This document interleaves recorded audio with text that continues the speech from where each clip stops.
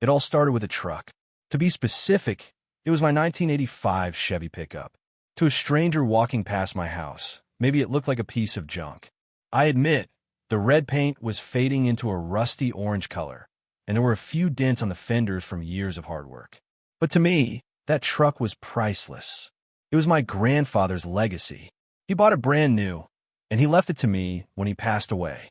I spent every single Saturday working on that engine. I replaced parts bolt by bolt. I polished the chrome until my hands were black with grease. It wasn't just a vehicle, it was a memory. However, Linda, the president of our homeowners association, HOA, didn't care about memories. Linda cares about property values and things looking perfect. She hates anything that isn't brand new, shiny, and expensive. The war began with small, aggressive pink sticky notes.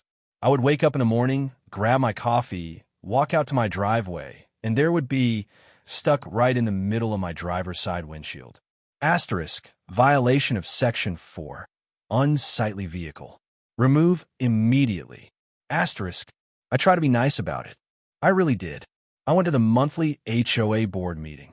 I stood up and explained my side. Linda, I said calmly, the truck runs perfectly. It passes the smog test. It is registered with the state, and it is fully insured. You can't make me move it just because you don't like the paint job. Linda didn't even look up from her clipboard. She just rolled her eyes and scribbled something in her notebook. It's an eyesore, Alex, she said. This is a respectable community, not a junkyard. We went back and forth like this for months. I would take the note off, throw it away, and drive to work. She would put a new note on the next day. It was annoying, but I thought that was all it was, just a nuisance. I was wrong. Last Tuesday, the nightmare happened. I came home from a grueling 10-hour shift at work. I was tired, hungry, and just wanted to relax. I turned the corner onto my street, pulled up to my house, and hit the brakes hard. My heart felt like it stopped beating. My driveway was empty. At first, I thought I had been stolen, but then I saw the neighbors looking out their windows, whispering. I didn't even go inside my house. I marched straight across the street to Linda's front door and pounded on it with my fist. She opened the door almost immediately. She was holding a glass of white wine and wearing a smile that was both smug and evil. She looked like a cat that had just eaten a canary. "Where is it?" I demanded. "Oh, Alex," she said, taking a slow sip of her wine. "I did you a favor. I finally had that pile of scrap metal towed. If you want it back, it is at the impound lot downtown." My hands curled into fists at my sides. "You had no right." She shrugged. "It's a $500 release fee, plus a daily storage fee. But listen to me closely." She leaned in and lowered her voice to a whisper. "If you bring that trash back to this neighborhood, I will tow it again. And again. I will keep towing it until you go broke." Then she dropped the line that changed everything.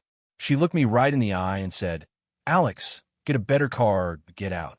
I stared back at her. A calm, cold anger took over my body. "Okay, Linda," I said, "you want me to get a better car? You got it." I walked back to my house, shaking with rage. She had stolen my property. She thought she had won the game. She expected me to fold, pay the fine, sell my grandpa's truck, and buy a boring beige sedan like everyone else in the neighborhood. I sat at my kitchen table, staring at the towing ticket. I wasn't going to pay it. Not yet. I needed a plan. I remembered her words. Asterisk, get a better car. Asterisk, she meant something newer. Something solid. Something that didn't look fragile or rusty. So, I opened my laptop and started researching. I ignored the car dealership websites. Instead, I started reading the federal transportation laws. I spent 4 hours going down a legal rabbit hole, reading boring government documents until I found exactly what I was looking for, the Historical Military Vehicle Act. I learned something amazing that night. Did you know that civilians can legally own military-grade vehicles? It's true. As long as the weapons are deactivated, meaning the guns don't work, you can own almost anything. If it has rubber tires, side mirrors, headlights, and turn signals, it is 100% street legal. I checked the HOA bylaws for our neighborhood. I read every single page. The rules specifically banned commercial vehicles like work vans and recreational vehicles like campers. But, incredibly, The rulebook said absolutely nothing about historical military transports. It was a loophole, a massive 20-ton loophole. I went to a government surplus auction website. These sites sell old equipment that the military doesn't need anymore. I scrolled past the Jeeps and the cargo trucks until I saw her. It was a 1996 6x6 tactical transport. This machine was a beast. It wasn't a tank with tracks that destroy the road. It had 6 massive rubber tires. It weighed 40,000 pounds. That is 20 tons of hardened steel. It had bulletproof glass windows that were 3 inches thick. The tires stood taller than Linda. The starting bid was surprisingly low because nobody wants to buy a vehicle that gets 4 miles to the gallon. But I didn't care about gas mileage. I cared about revenge. I placed my bid. My heart was pounding in my chest. I watched the timer count down. Asterisk going once, going twice. Sold. Asterisk. I own a tank. The next morning, I went to the DMV to handle the paperwork. I walked up to the counter and handed the clerk the title for the vehicle. The clerk was an older lady with glasses. She looked at the weight of the vehicle listed on the paper. Then she looked at the picture attached to the file. Then she looked at me. "Honey," she asked, pushing her glasses up her nose. "Is this for a movie?" I smiled. "No, ma'am. It's for the neighborhood watch." She laughed, stamped my papers, and handed me my new license plates. I got my registration. I got my insurance. Everything was perfectly legal. I was ready for war. Saturday morning arrived. It was 8 a.m. The neighborhood was peaceful and quiet. Birds were chirping. Linda was outside in her bathrobe, watering her petunias with a garden hose. Suddenly, the ground started to vibrate. It wasn't a small shake. It felt like an earthquake was starting. Inside people's houses, coffee cups rattled on tables. Picture frames tilted on the walls. Car alarms down the street started chirping because of the vibration. Linda stopped watering her flowers. She looked down the street, confused. A massive, heavy-haul flatbed trailer turned the corner. It took up the entire width of the street. Sitting on top of the trailer was a dark green, 20-ton monster. The delivery driver unchained it. I signed the papers, climbed up the side ladder, and hopped into the driver's seat. It smelled like diesel and old canvas. I turned the key. The engine didn't purr like a car. It didn't hum. It roared like a jet engine preparing for takeoff. Vroom! I put it in reverse and slowly backed it into my driveway. It was a tight fit. The massive tires crushed the decorative stones on the edge of my lawn, but I didn't care. It fit perfectly. It looked magnificent. Linda dropped her garden hose. She came sprinting across the street, screaming so loud I could hear her over the roar of the diesel engine. "Alex! Alex! What have you done?" she shrieked. "This is a residential area. You brought a tank to my subdivision." I turned off the engine. The silence that followed was heavy. I climbed down from the cabin. It was a 6-foot drop to the ground. I dusted off my hands and smiled at her. "Good morning, Linda," I said cheerfully. "You told me to upgrade my ride. You said get a better vehicle. This one is much safer than the truck. Do you like the color? It's tactical green." She didn't answer. She was shaking with rage. She pulled out her phone and dialed 911 immediately. "Yes, I need police immediately. My neighbor has gone crazy. He has a tank, a literal tank, pointing at my house." Within minutes, sirens wailed in the distance. 2 police cruisers screeched around the corner, lights flashing blue and red. The officers jumped out of their cars, hands resting on their holsters, ready for a dangerous situation. But when they saw me standing there in my t-shirt and jeans and the vehicle parked legally in the driveway, they relaxed. They approached slowly, looking up at the massive machine in awe. I walked over to the sergeant. Before he could ask any questions, I handed him a folder. "Good morning, officer," I said. "Here is the registration. Here is the insurance proof. And here is a printed copy of the Federal Historical Military Vehicle Act." The sergeant looked at the papers. He checked the headlights on the tank. He checked the rubber tires. He checked the license plates. He looked back at the tank, then at me. He was trying very hard to hide a smile. He turned to Linda, who was standing there with her arms crossed, waiting for him to arrest me. "Ma'am," the officer said, "everything here is legal. It is registered as a collector's item. It fits within his property lines. He is allowed to park it here."